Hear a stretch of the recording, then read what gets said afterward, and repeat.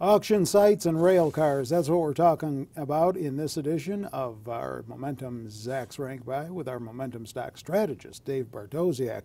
Boy, leave it to you to come up with some of these, I'll tell you. Let's start with the auction site, because this is an interesting one to me, I have to tell you. I've never heard of them.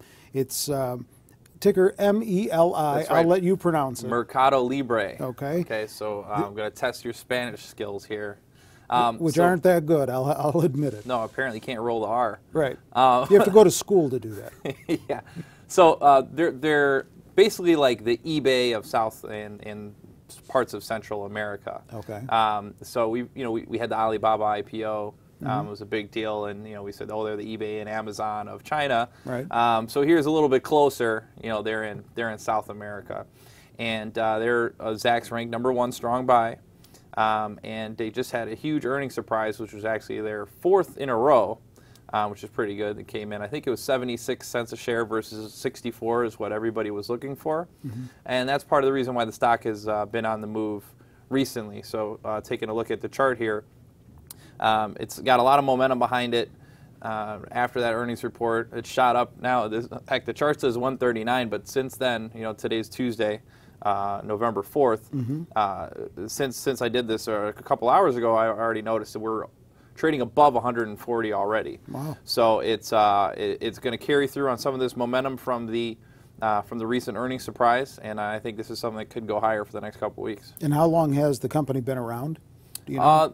I'm not quite sure when they were founded, but they've been public for quite some time. So, any hope of the real eBay from the States ever reaching out and just grabbing them? eBay is actually a big shareholder in Mercadolibre. Really? They're about 18% shareholder in the company right now. So. Okay.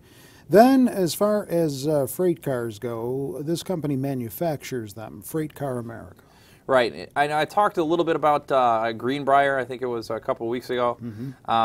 And this is another kind of rail car maker in the same space. This is a little different story than we're going to see with the Mercadolibre that we just touched on. The stock price, the chart, isn't the greatest thing in the world to look at, but there's a reason for it.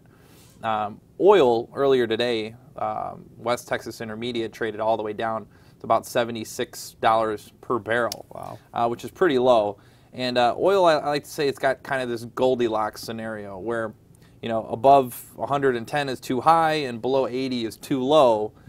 So where you think, oh, hey, $76 per share, we should all be happy. We're filling up the gas tank for pretty cheap. But it starts to affect the market in ways, the ways that we didn't really think of. So when it comes to the rail cars and the rail industry, it's like, well, if it becomes cheaper to go ahead and load something up on a truck, then you're not necessarily going to put it on a train car and send it across the country. So as those gas prices come down, at a certain point, it starts to kind of drag on these guys a little bit. But I think that's a temporary situation. I don't think that you're going to see oil down here at $76 forever. And eventually those prices are going to come up, and then companies that are better, fundamentally, like Railcars of America, are going to do better in the future. So it's one of those things where we're being kind of opportunistic, where that momentum was there, but it's waned a little bit, but we know why it's waned. And I think that you can go ahead and jump on this, with the stock pulling back a little bit, and you'll end up benefiting. This industry is in like the top 5% of our Zacks industry rank. So fundamentally, from an earnings standpoint, it looks like things are going pretty well. Analysts are still very bullish. It's just a short-term kind of downtick in oil maybe has traders overreacting a little bit. And you could see that in the stock chart here, where we did go ahead and rise up, pretty quickly off the bottom of the market, got all the way close to 37.50, pulled back, and then now we're at 32.63. So there's plenty of upside potential still, given the 52-week high all the way up near 37, and it may be something you can sneak into before the rest of the market figures it out. All right. Own either one? Neither one. All right. Check out other stock picks and stock picking strategies on our website, zacks.com. Get on over, link to them right off the home page. With Dave, I'm Terry Ruffalo.